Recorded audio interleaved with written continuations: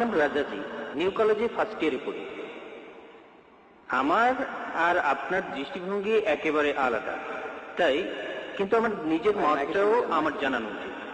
আপনি বললেন কৃষ্ণের 16,000 স্ত্রী ছিল, আমরা মুসলমানরাও 4টা বিয়ে করতে পারি। এতে একথাই বলা যায় যে এই দুইটা ধর্মই একসাথে মহিলাদের অধিকার থেকে বঞ্চিত করছেন। আপনি বললেন যে হয়তো বলতে পারেন মানুষ আসলে খুব আকর্ষণীয়, তবে এটা ব্যক্তিগত দৃষ্টিভঙ্গি।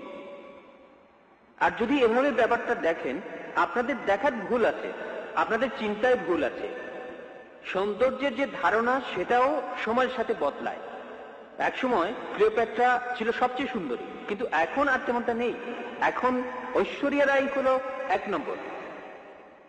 আর আপনি বললেন যে মূল ধর্মগ্রন্থ পড়তে, কিন্তু এতে করে কিছু উগ্রবাদী আর মৌলবাদী তৈরি হয়।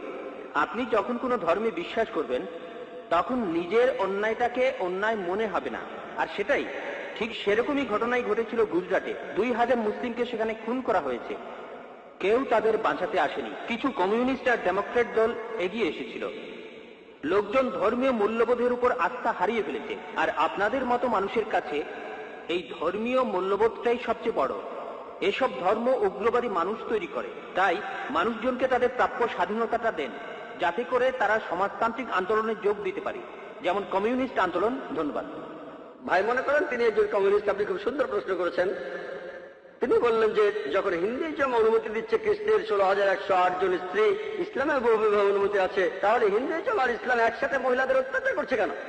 আপনার মত অনুযায়ী, আপনার কথা অনুযায়ী ক্লিওপেট্রা একসময় সবচেয়ে সুন্দরী ছিল, এখন আর নেই।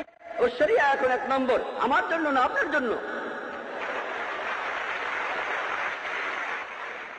আপনার কাছে যা সুন্দর আমার কাছে নাও হতে পারে, আপনার সঙ্গে একমত। এটা দৃষ্টিভঙ্গির ব্যাপার।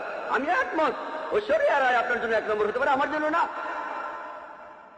তাহলে বুঝতে পারছেন এক এক জায়গার নিয়ম হচ্ছে এক এক রকম। আমি উদাহরণ দিয়েছি, আমেরিকায় যেটা ভদ্রতা সেটা এখানে অভদ্রতা, আমেরিকায় যেটা অভদ্রতা সেটা এখানে ভদ্রতা। এটাকে ঠিক করবে? আপনার কথা মানলাম। আপনি যদি ভাবেন একাধিক স্ত্রীর অর্থ মহিলাদের অত্যাচার করা, তাহলে লক্ষ লক্ষ মহিলাদের দায়িত্ব কে নেবে? আপনি। তাদের কে দেখবে? আপনার কমিউনিস্ট আন্দোলন দেখবে? আল্লাহ মানুষ জাতির সমস্যার সমাধান দিয়েছেন এই পবিত্র কোরআনে। সেই সমাধানটা আপনি হজম করতে পারছেন না। আমি আপনাকে একটা প্রশ্ন করছি, বর্তমানে পুরুষের চাইতে মহিলা কয়েক লক্ষ জন বেশি, কে তাদের দায়িত্ব নেবে? কে? যদি প্রত্যেক মাসে তাদের সাহায্য করেন, সেই সাহায্যটাই আসলে যথেষ্ট নয়। পুরুষ আর মহিলার প্রাকৃতিক নিয়মে কিছু জৈবিক চাহিদা থাকে। আল্লাহ কোরআনে বলছেন, সূরা রুমের 21 নম্বর আয়াতে উল্লেখ আছে, আল্লাহ তোমাদের হৃদয়ে ভালোবাসা আর দয়া সৃষ্টি করেছেন। আমি একজন ডাক্তার, একজন ডাক্তার হিসেবে বলছি, একজন মহিলা সারা জীবন কুমারী থাকতে পারে না, পারে না, এটা অসম্ভব। আপনি এখন কি করবেন? এদের কি হবে? এরা পতিত হবে। আপনার কমিউনিস্ট এদের কি করতে পারবে? এর সমাধান কি? কোনো সমাধান নেই।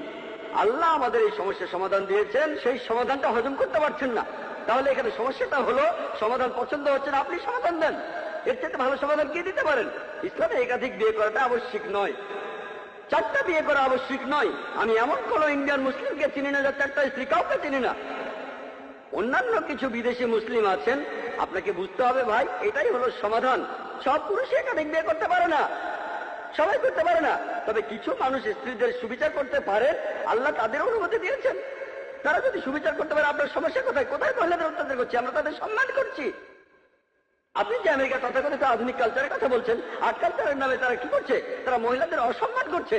আপনি যে নারী স্বাধীনতার কথা বলছেন, সেটা আসলে স্বাধীনতার নামে শরীরকে শোষণ করছে, সম্মানের অবমাননা করছে, আর আত্মাকে বঞ্চিত করছে। পশ্চিমা সমাজ আসলে মহিলাদের অধিকার দেওয়ার কথা বলে তাদের নামিয়ে দিচ্ছে উপপত্নীর স্তরে, রক্ষিতার স্তরে। তারা সমাজের প্রজাপতি, যারা আর্ট কালচারের পর্দার পেছনে থাকে। আর্ট আর কালচারের নামে ঐশ্বরিয়া রায়, সে আবার কে? মডেলিং, তাই তো? ঠিক না? এখানে আপনাকে সঠিকভাবে চিন্তা করতে হবে। আমরা মাকে বিক্রি করতে চাই না, আমরা বোনকে বিক্রি করতে চাই না। আপনি চাইলে তা করেন। একটা অ্যাডের কথা শুনেছিলাম, আগের লেকচারে আমি বলেছিলাম, BMW। এক লোক বলছিল খুব বিখ্যাত অ্যাড, BMW নাম শুনেছেন? খুব দামি গাড়ি, মার্সিডিজ বেঞ্চের সঙ্গে কম্পিটিশন করে। সেই অ্যাডে বিকিনি পরা একটা মেয়ে গাড়ির সামনে দাঁড়িয়ে আছে, এখনই চালানো শুরু করুন। মেয়েটাকে না গাড়িটাকে? আপনারা কি করছেন? কমিউনিজমের কথা বলে, মহিলাদের অধিকারের কথা বলে আপনাদের মা বোনকে বিক্রি করছেন, আপনাদের মা বোনকে বিক্রি করছেন। আমরা মুসলিমরা এটা করতে চাই না, আমরা এটা করতে চাই না। আমেরিকাতে আপনি রক্ষিত রাখতে পারেন, 5, 10, 20 কেউ কিছু বলবে না। আর কমিউনিটিয়ামে রক্ষিত রাখার নিয়ম আছে, একাধিক স্ত্রী থাকলে সমান অধিকার দিতে হবে, অবিচার করতে পারবেন না, সম্মান করতে হবে, সম্পদের ভাগ দিতে হবে। এটা আপনারা হজম করতে পারছেন না। কে মহিলাদের ছোট করছে, আমি না আপনি? আর আমেরিকাতে, পৃথিবীর সবচেয়ে উন্নত দেশে, আমেরিকানরাই বলে যে ইসলাম মহিলাদের ছোট করে দেখে। আপনি কি জানেন পৃথিবীতে যতগুলো প্রধান ধর্ম আছে, ইসলামের অনুসারী বাড়ছে সবচেয়ে বেশি হারে। যে লোকগুলো ইসলাম গ্রহণ করছে তাদের 3 ভাগে 2 ভাগে মহিলা। ইসলাম যদি মহিলাদের ছোট করে, তাহলে আমেরিকান মহিলারা ইসলাম গ্রহণ করছে কেন? আমেরিকার পুরুষরা কেন ইসলাম গ্রহণ করছে? কে ডক্টর আবু আমিনা বিলাল ফিলিপকে ইসলাম গ্রহণে বাধ্য করেছিল? ভাই আব্দুর রহিম কিংকে কে জোর করেছিল? কে? যারা ইসলাম গ্রহণ করছে তাদের 3 ভাগে 2 ভাগই মহিলা, তারাও ইসলাম গ্রহণ করছে। কেন? ইসলাম যদি মহিলাদের ছোট করে, তাহলে কেন তারা মুসলমান হচ্ছে? কারণ তারা জানে ইসলাম মহিলাদের নিরাপত্তা দেয়, মহিলাদের সম্মান দেয়। এই নিরাপত্তাটা থাকলে আপনাদের উদ্দেশ্যে সফল হবে না, এদের দিয়ে আপনারা টাকা কামাতে পারবেন না। পলিটিশিয়ানরা যেমন ডিভাইড অ্যান্ড রুলের নীতি মেনে চলে, আর্ট আর কালচারের লোকেরা তেমনি মহিলাদের অধিকারের কথা বলে। বিউটি কন্টেস্ট, কসমেটিক্স বিক্রি করা হচ্ছে, তারা এভাবে কোটি কোটি ডলার কামাচ্ছে। আপনি জানেন বিউটি কন্টেস্ট কি জন্য? এই বিউটি কন্টেস্টের নামে তারা কোটি কোটি ডলার কামাচ্ছে। আর এরা যেহেতু কোটি কোটি ডলার কামাচ্ছে, অন্যান্য সব লোকজনও সেটা দেখছে। তাহলে বুঝলেন ভাই, আমরা আমাদের মা বোনদের লোকজনের সামনে সাজিয়ে দেখাতে চাই না। তাদের সম্মান করি, তাদের ভালোবাসি, তাদের শ্রদ্ধা করি। আমরা মহিলাদের ছোট করি না।